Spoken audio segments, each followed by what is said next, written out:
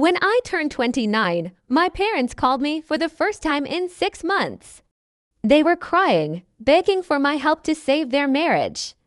These were the same parents who ignored me my entire childhood, who were always too busy to notice I existed. I just smiled and said, "I'll help you."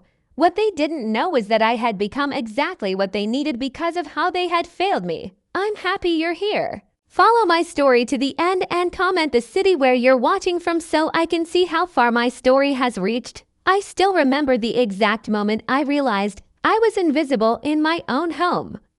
I was 8 years old, standing in the doorway of my father's home office in our Seattle house, holding a drawing I'd made at school.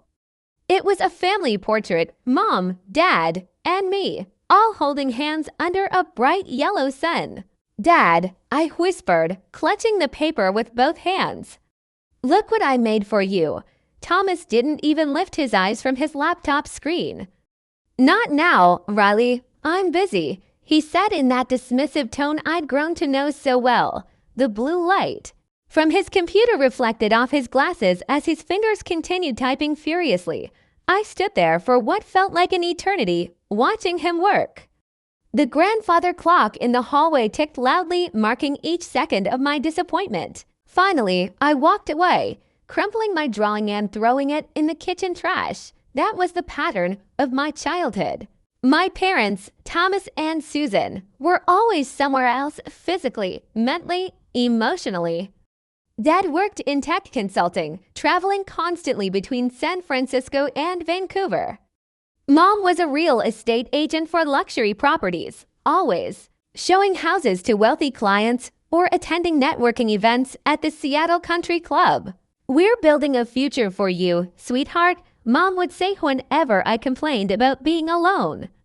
But what kind of future requires sacrificing the present? By the time I was 10, I knew our housekeeper Maria's schedule better than my parents'. She arrived at 7 a.m. sharp every Tuesday and Friday, always bringing me homemade empanadas that tasted like love, something I rarely experienced at home. "Your parents, they work very hard," Maria would tell me in her gentle accent while braiding my hair before school. "But you, Mia, you are special. You are strong." I didn't feel strong. I felt forgotten. That the worst part wasn't the loneliness, it was the hope. Every time I heard Dad's car in the driveway or Mom's heels clicking on the marble floor, my heart would race with possibility. Maybe today they'd ask about my day. Maybe today they'd notice I'd grown 2 inches. Maybe today they'd see me, but it was always the same. "Hi, honey, how was school?" Followed immediately by "I have to make some calls," or "I need to prepare for tomorrow's presentation." I learned to stop expecting anything.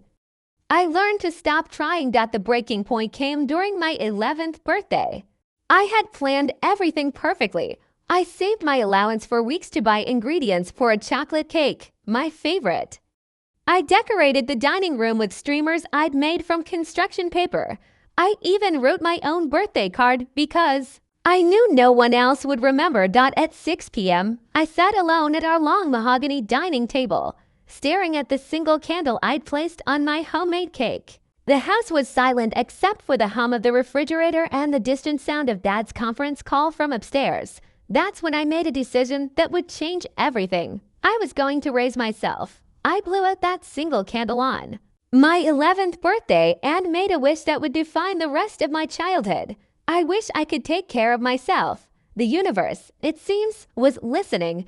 Over the next few years, I became my own parent.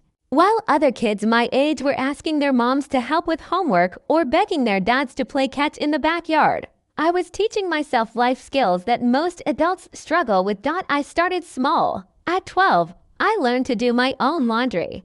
After wearing the same school uniform 3 days in a row because Mom forgot to pick up the dry cleaning, I watched YouTube videos on my laptop, sitting cross-legged on the laundry room floor, learning the difference between delicate and normal cycles. "Riley, why are you doing laundry?" Mom asked one Saturday morning, finding me folding clothes with the precision of a department store employee.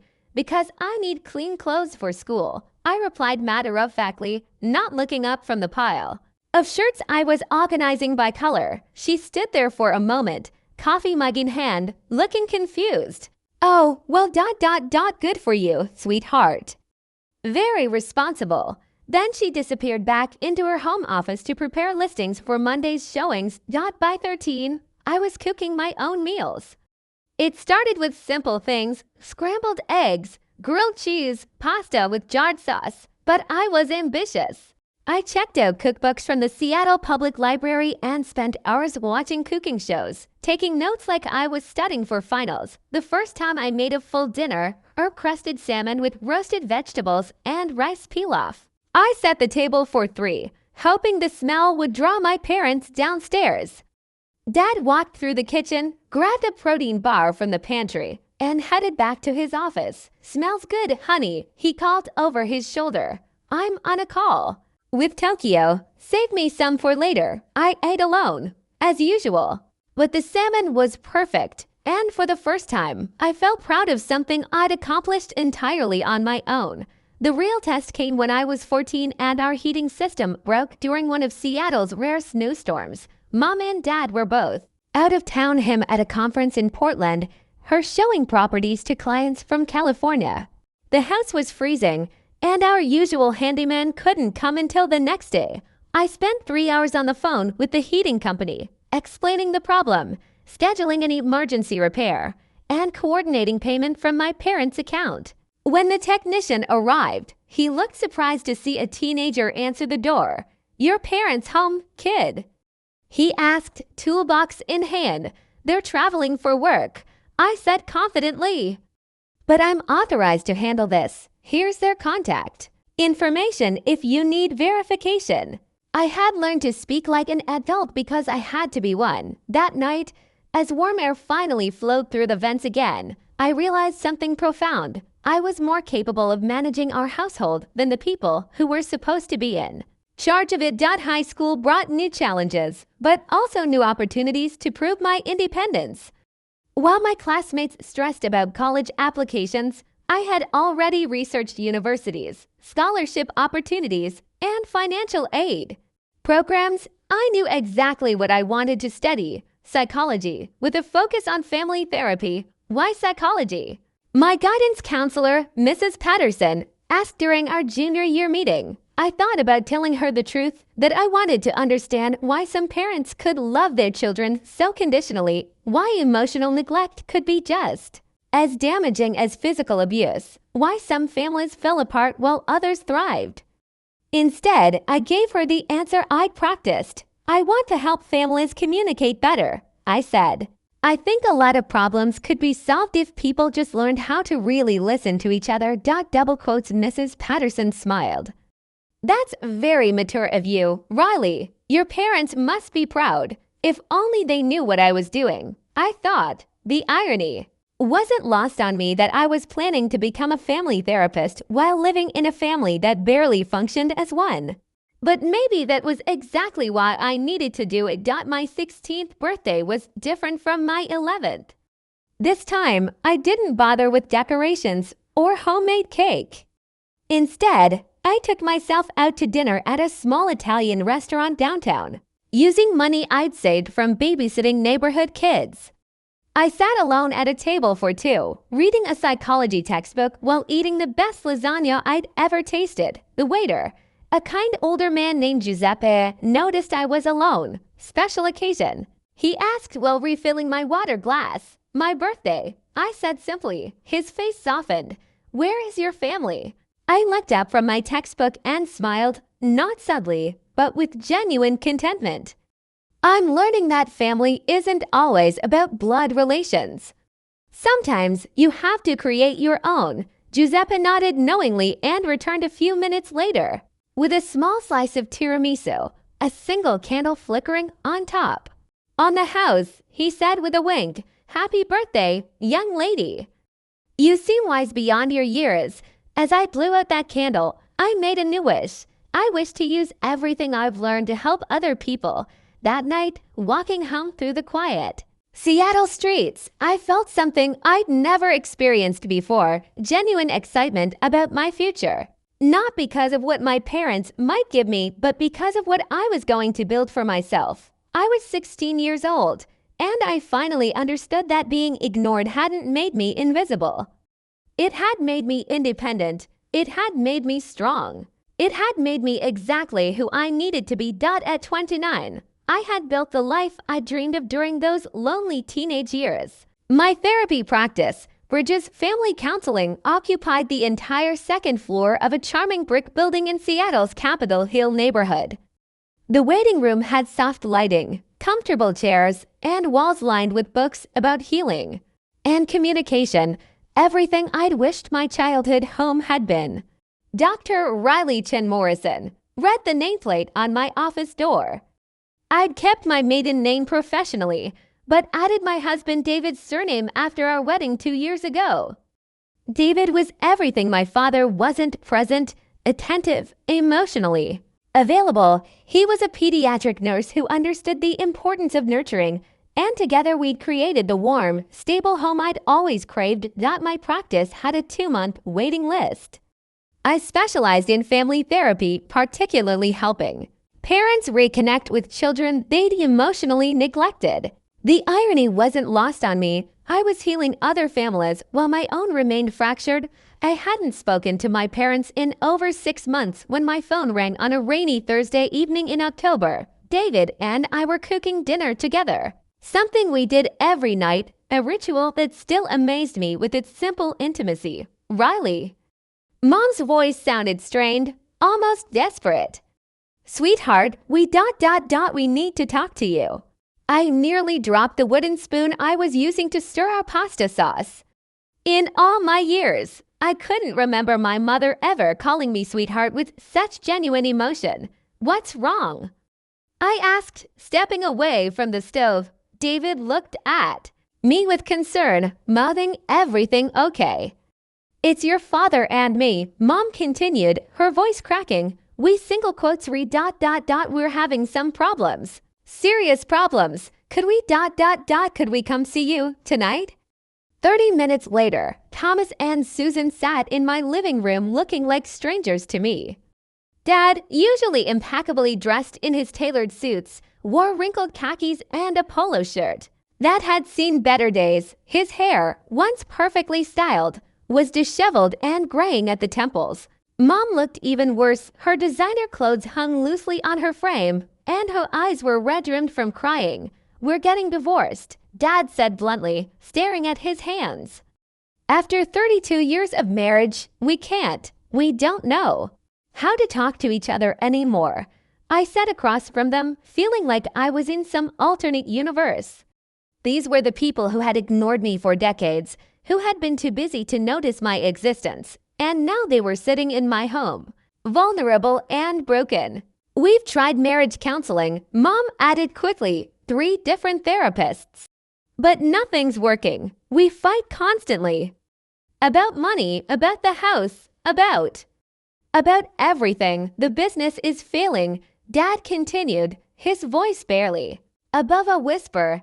I made some bad investments. We might lose the house. And Susan ... Susan blames me for everything because you never listen. Mom snapped, turning to face him. You never have. You just make decisions without consulting anyone, just like you always have. I watched them argue, seeing patterns I recognized from years of professional training. They weren't communicating, they were just taking turns attacking each other. It was painful to watch, but also fascinating from a clinical perspective. Stop, I said firmly, using my therapist voice. They both turned to look at me, surprised by my authority. This is exactly what you're doing wrong. You're not listening to each other. You're just waiting for your turn to be right. They stared at me in silence. Why did you come to me? I asked. You have access to the best therapists in Seattle. Why your daughter, the one you barely spoke to for most of her life? Dad looked uncomfortable, shifting in his seat. Mom started crying again because Mom said through her tears, you're the strongest person we know. You always have been. Even as a child, you were so capable, so mature. We don't know how. You became so wise, but we need that wisdom now. I felt a laugh bubbling up in my throat, not a happy laugh, but one tinged with years of suppressed irony. You want to know how I became wise? I asked, leaning forward. I became wise because you ignored me. I became strong because I had to be. I learned to solve problems because no one else was going to solve them for me. The room fell silent except for the sound of rain against the windows. Every skill you're asking me to use now: communication, problem solving, emotional regulation. I learned those because I was essentially raising myself while you two were too busy building your careers to notice you had a daughter. Dad's face went pale. Riley, we didn't realize double quotes, of course you didn't realize, I said, my voice steady but firm. You weren't paying attention, but here's the thing, I'm not angry anymore. I used to be. I used to lie awake at night, wondering what was wrong with me, why my own parents couldn't love me enough to notice me. I stood up and walked to the window, looking out at the city lights. But I eventually realized that your neglect taught me something valuable. I learned that I could depend on myself. I learned that love isn't something you wait for someone else to give you, it's something you create in your own life. When I turned back to face them, both my parents were crying. We failed you, Mom whispered. We failed you completely. Yes, I said simply, you did, but I didn't fail myself. And now, ironically, you need the person I became because of that failure. I sat back down, looking at these two broken people who had given me life, but never really given me love. I'll help you, I said finally, not because you deserve it, but because I believe everyone deserves a chance to heal. But we're going to do this my way, with my rules. Dad nodded eagerly. Anything, we'll do anything. First rule, I said, complete honesty. No more pretending everything is fine. No more avoiding difficult conversations. Second rule, you both commit to the process, even when it's uncomfortable. And third rule, you acknowledge that the daughter you're asking for help is the same daughter you ignored for 20 years. They both nodded, looking like children being scolded by a parent. As I watched them agree to my terms, I felt something I'd never experienced before in relation to my parents' power. For the first time in my life, they needed me more than I needed. The little girl who had once stood in a doorway holding a family drawing, desperate for attention, was gone. In her place sat a woman who had learned that sometimes the greatest gift parents can give their children is the opportunity to become stronger than they ever were. 6 months later, I sat in my office watching my parents practice the communication exercises I'd taught them. It was surreal. Thomas and Susan, who had spent decades avoiding real conversation, were finally learning to listen to each other. When you make financial decisions without consulting me, Mom said carefully, I feel invisible and unimportant. Dad nodded, maintaining eye contact. I understand. I've been doing that our whole marriage, haven't I? The progress was remarkable. They'd saved their marriage, restructured their finances, and even sold the big Seattle house to downsize into something more manageable. But the most significant change was how they looked at me. Riley, Dad said after their session, we owe you an apology that's 20 years overdue. We were so focused on providing for your future that we forgot to be present for your childhood, Mom added, tears in her eyes. I smiled, feeling a peace I'd never expected. I know, and I've forgiven you. But more importantly, I've thanked you. They looked confused. Your neglect taught me independence. Your absence taught me self-reliance. Your emotional unavailability taught me to create my own emotional stability. I became a therapist because I learned firsthand how families can break and how they can heal. Dad reached for my hand. We're proud of who you became, even though we can't take credit for it. Actually, I said, squeezing his hand, you can, just not in the way you intended. As they left my office that day, I realized something profound. Sometimes the greatest gift parents give their children isn't their presence, it's the strength that comes from learning to thrive without it. The invisible child had become the one person who could make her family visible to each other again.